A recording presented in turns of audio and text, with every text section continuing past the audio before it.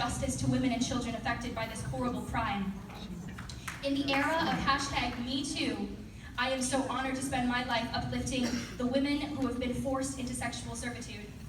Yet I am horrified that human trafficking continues to spread across our shores and victims are often left to suffer in silence. Before I go any further into my speech, let me tell you just how big the problem of human trafficking is here in our islands. Over the past 10 years, Unite and its partners have provided victim services to hundreds of victims, successfully emancipating them from sexual slavery and assisting in their restoration. Each of the victims that we have assisted has suffered from complex and overlapping trauma, including post-traumatic stress disorder, depression and anxiety, dissociation, parasuicidal behaviors, and substance abuse. Trafficking-related trauma can lead to a complete loss of identity.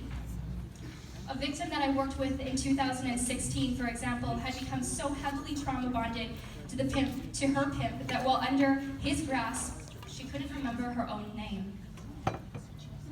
Yet, sadly, many of the victims with whom we work are misidentified as so-called voluntary prostitutes and are subsequently arrested and incarcerated with no financial resources for which to pay for their own release.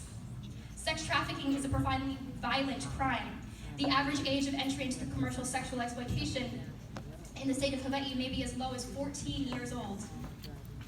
And 60% of trafficked children are under the age of 16. Based on regular outreach and monitoring, we estimate that approximately 150 high-risk sex trafficking establishments operate in Hawaii. In a recent report conducted by the State Commission on the Status of Women, researchers from Arizona State University found that 1 in every adult males living in our state buys sex online. When visitors are counted, that number worsens to 1 in every 7 men walking the streets in our island home. ASU's findings are grim, but they are not surprising to local organizations that provide services to survivors of sex trafficking. We perform outreach to victims in high-risk locations, like strip clubs, massage parlors, and hostess bars. More than 80% of youth runaways report being approached for sexual exploitation while on the run, and over 30% of whom are targeted within the first 48 hours of leaving home. With regard to mental health, sex trafficking victims are twice as likely to suffer from PTSD as a soldier in a war zone. Greater than 80% of trafficking victims report being repeatedly raped, and 95% report being physically assaulted, numbers that are underreported according to the United States Department of State and numerous trauma specialists, because of the inability for many victims to recognize sexual violence. As one underage survivor told me prior to being rescued, "I can't be raped. Only good girls can be raped.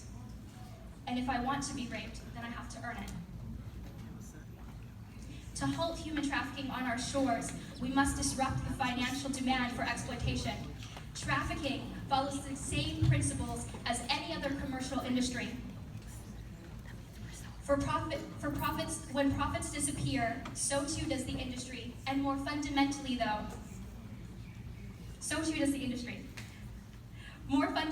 though, we can invest in education programs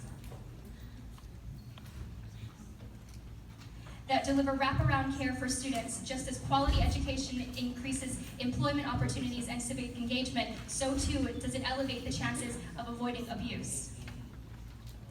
In prioritizing student wellness, community schools have been shown to increase learning growth and graduation rates, while decreasing behavioral referrals and chronic absenteeism.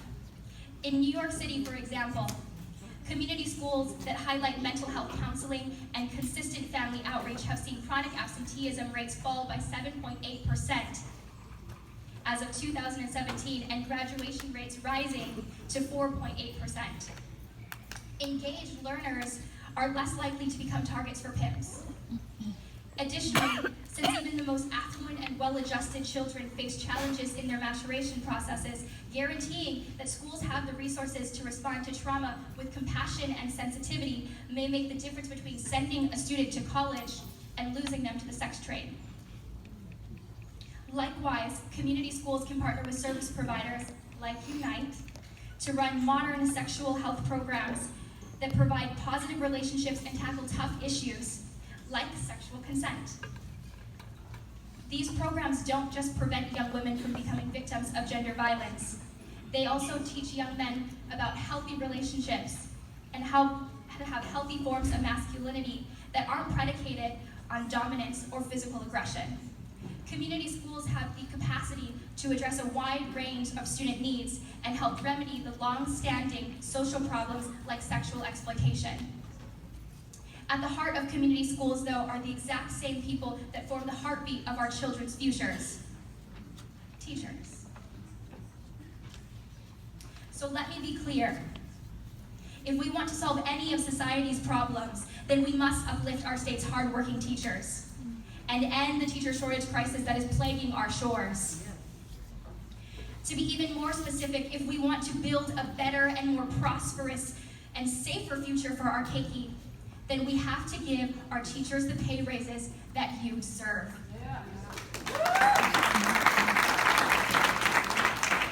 According to the Hawaii Department of Education, our teacher shortage stood at 1,229 teacher positions overall for the 2018-2019 school year, 252 of which were for special education.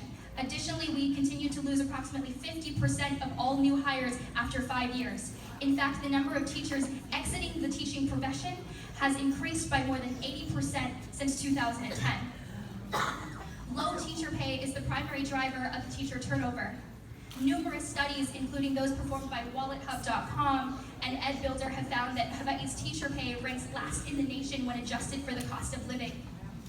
Moreover, a 2019 Economic Policy Institute analysis found that in our state, teachers earn 19.1% lower pay when compared to other college graduates.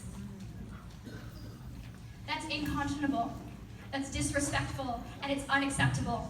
And for our children to succeed, the pay gap must come to an end, and we must stop starving our public institutions.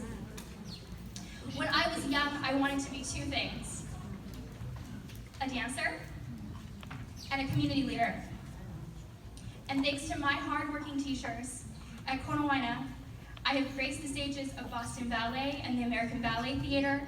I have walked across the Miss America stage. I've launched an organization to end sexual exploitation, and I now have the opportunity to work each and every day at the Hawaii State Capitol on issues that matter to the future of our state.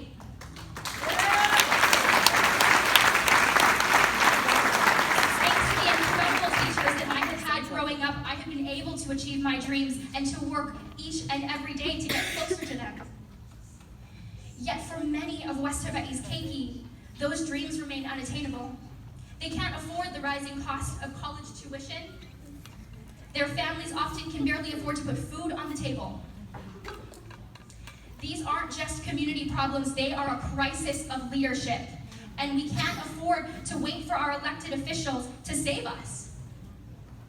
We have to get involved, and we have to demand that our government responds to the pressing needs of our schools and make teachers' priorities Hawaii's priorities. When we work together, we can create a politics of aloha that is committed to advancing the common good. We can lower class sizes. We can empower teachers with a greater say in how their schools are organized, and we can defeat anyone who tries to undermine collective bargaining. We can replace standardized testing with teacher-created curricula and match classroom content with real-world problem solving, and we can defend students from anyone who tries to do them harm. And most importantly, we can fully fund and deliver the schools that our keiki deserve.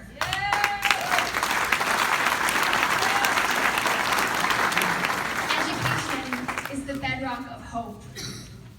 It doesn't matter how many times people say no in the fight to give every child a quality education. I know that teachers will never give up the fight because the stakes are just too high. Because when we uplift our teachers, we raise up everyone's fortunes. Your work is the foundation for the goal of America. And even in dark times, that goal is freedom. If we are to overcome the racism, the sexism, and the classism that's tearing at the fabric of our society, then we must amplify the voices of teachers whose lessons may lead us to the land of liberty in which we still believe. These are not my personal issues. These are our shared challenges. So let's unite as one Ohana and kokua to overcome them once and for all for the sake of all of our children's futures. Thank you so much for the opportunity to speak today.